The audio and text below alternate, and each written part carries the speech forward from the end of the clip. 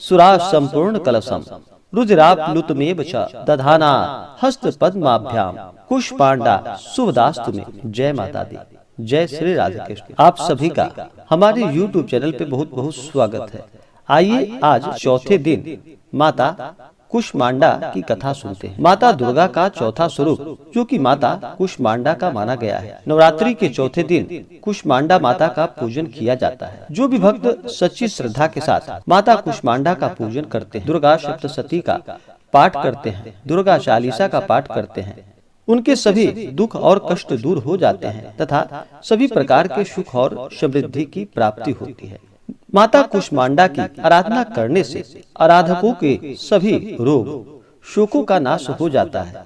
इसके अलावा माँ की कृपा से आयु, यश, बल और स्वास्थ्य समृद्धि भी आती है। जो लोग अक्सर बीमार रहते हैं उन्हें माता कुष्मांडा की पूजा बड़े ही श्रद्धा भक्ति भाव के साथ करना चाहिए। इससे माता अति प्रसन्न होती है और विधि विधान से पूजा करने पर माता कुष्मांडा का पूजन करने से माता कुष्मांडा के भक्तों को कम समय में ही कृपा का सूक्ष्म भाव अनुभव होने लगता है।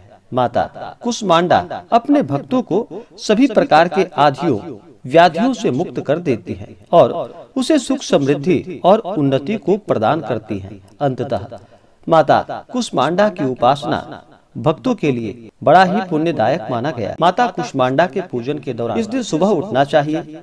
नित्य क्रियाओं से निवृत्त होकर के गंगा नदी में या घर के नहाने के पानी में थोड़ा सा गंगा जल मिला करके स्नान करना चाहिए। उसके बाद इस दिन जहाँ तक हो सके, इस दिन हरे रंग का जहाँ तक हो सके वस्त्र धारण करना चाहिए। कलश को नमन करना चाहिए क्योंकि कलशों में तीर्थ वरुण आवाहित देवताओं का ध्यान किया जाता है।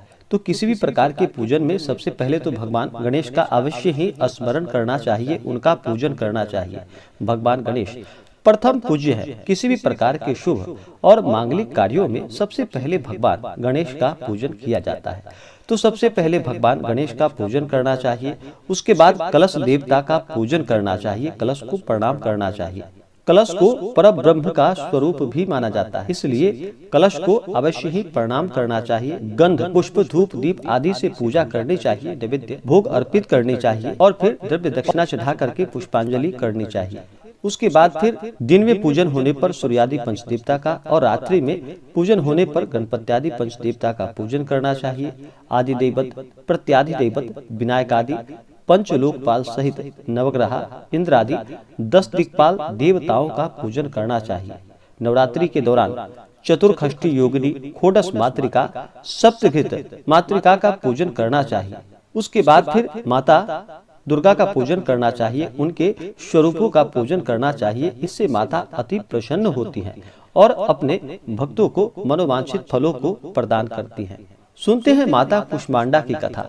तो बोलिए प्रेम से कुष्मांडा माता की जय। माता कुष्मांडा की कथा के अनुसार नवरात्रि के चौथे दिन माता कुष्मांडा का पूजन किया जाता है, जो कि माता अपनी मंद मुस्कान से, हल्की हंसी के द्वारा अंड यानी कि ब्रह्मांड को उत्पन्न करने के कारण इन देवी को कुष्मांडा के नाम से जाना जाता है। जब सृष्टि नहीं थी, चारों तरफ अंधकार ही अंधकार था, तब इन्हीं देवी ने अपने ईशत हास्य से ब्रह्मांड की रचना की थी। इसलिए इसे सृष्टि की आदि स्वरूपा या आदि शक्ति के नाम से जाना जाता है। माता कुष्मांडा की 8 भुजाएं हैं, इसलिए अष्टभुजा माता कहलाती हैं। इनके 7 हाथों में कर्मशः जैसे कि कमंडल, धनुष, बाण, कमल पुष्प, अमृत पूर्ण कलश, चक्र तथा गदा है और 8वें हाथ में सभी सिद्धियों और निधियों को प्रदान करने वाली जपमाला है। माता कुष्मांडा देवी का वाहन सिंह है और इन्हें कुम्हाड़े की बलि अति प्रिय है, जिसे कि कई जगहों पर कुष्मांड कहा जाता है और बहुत से ग्रामीण क्षेत्रों में इसे भुआ के नाम से भी जाना जाता है, जो कि माता को अति प्रिय है और संस्कृत में कुम्हाड़े को कुष्मांड कहा जाता है। इसलिए माता कुष्मांडा देवी को कुष्मांडा कहा जाता है, जो कि माता कुष्मांडा का वास सूर्य मंडल के भीतर लोक में माना गया है। सूर्य लोक में रहने की शक्ति और क्षमता केवल उन्हीं में है, इसलिए इनके शरीर की कांति और प्रभा सूर्य की भांति ही दैदीप्यमान है। इनके ही तेज से दसों दिशाएं अलौकित हैं। ब्रह्मांड की सभी वस्तुओं और प्राणियों में इन्हीं का तेज व्याप्त है। अचंचल और पवित्र मन से नवरात्रि के चौथे दिन माता कुष्मांडा की पूजा और आराधना अवश्य ही करनी चाहिए।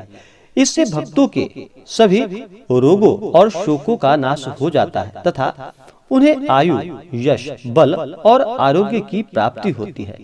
माता कुष्मांडा देवी अत्यंत अल्प सेवा से ही, यानी कि थोड़े से सेवा से ही माता कुष्मांडा प्रसन्न हो जाती हैं और अपने भक्तों को जो भी सच्ची श्रद्धा के साथ माता का पूजन करते हैं, कथा श्रवण करते हैं, माता कुष्मांडा के मंत्रों का जप करते हैं, उनका नाम स्मरण करते हैं, तो माता थोड़े से ही पूजन से प्रसन्न हो जाती हैं और अपना कृपा प्रदान करती हैं। इसलिए माता कुष्मांडा का पूजन करने से कम समय में ही भक्तों को उनकी कृपा का सूक्ष्म भाव अनुभव होने लगता है। तो बोलिए प्रेम से कुष्मांडा माता की जय। कुष्मांडा माता का इस दिन विशेष प्रकार से जल से अभिषेक करना चाहिए, पंचामृत से अभिषेक करना चाहिए। माता कुष्मांडा को शुद्ध गंगा जल से उनका अभिषेक करना चाहिए। फिर माता को वस्त्र अर्पित करनी चाहिए, हरे वस्त्र या लाल वस्त्र माता को अर्पित करनी चाहिए। उसके बाद अक्षत, चंदन, पुष्पों की माला माता को अर्पित करनी चाहिए। महिलाएं माता सिंदूर चढ़ाएं और फिर माता को धूप और दीप दिखाएं। अनेक प्रकार का नैवेद्य अपने श्रद्धा और सामर्थ्य के अनुसार दूध से बने हुए मिठाई का माता कुष्मांडा को भोग लगाए या मालपुए का भोग लगाए। जितने भी प्रकार के फल हो उनका माता को भोग लगाए, ऋतु फल आदि का भोग लगाए। इससे माता अति प्रसन्न होती हैं। भोग लगाने के बाद फिर जल से माता का आचमनी करे। उसके बाद द्रव्य और दक्षिणा चढ़ाएं।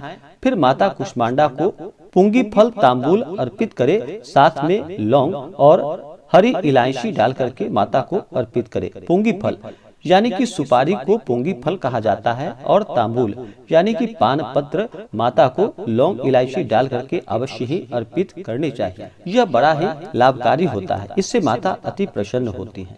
इसी प्रकार से माता कुष्मांडा देवी का पूरे विधि विधान के साथ पूजन करना चाहिए। फिर माता की आरती करनी चाहिए। जहाँ तक हो सके दुर्गा सप्तशती का पाठ करे, यह संभव ना हो तो श्रवण करे। दुर्गा चालीसा आदि का पाठ करे।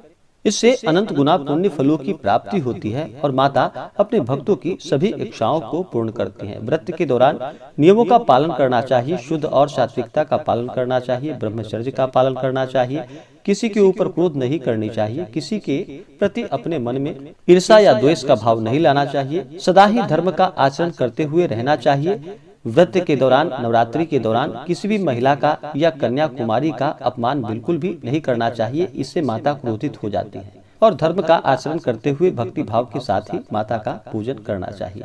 तो आशा करता हूँ कि यह जानकारी आपको अच्छा लगा हो। ऐसे ही ज्ञानवर्धक जानकारियाँ प्राप्त करने के लिए हमारे इस चैनल को लाल बटन दबा करके सब्सक्राइब करें, साथ में बेल आइकन घंटी दबाएं ताकि मेरे वीडियो का नोटिफिकेशन आपके पास सबसे पहले पहुँचे। वीडियो को लाइक और अपने मित्रों तथा दोस्तों के साथ शेयर करें। सुखी रहें और स्वस्थ रहें। जय श्री राधे कृष्ण। धन्यवाद।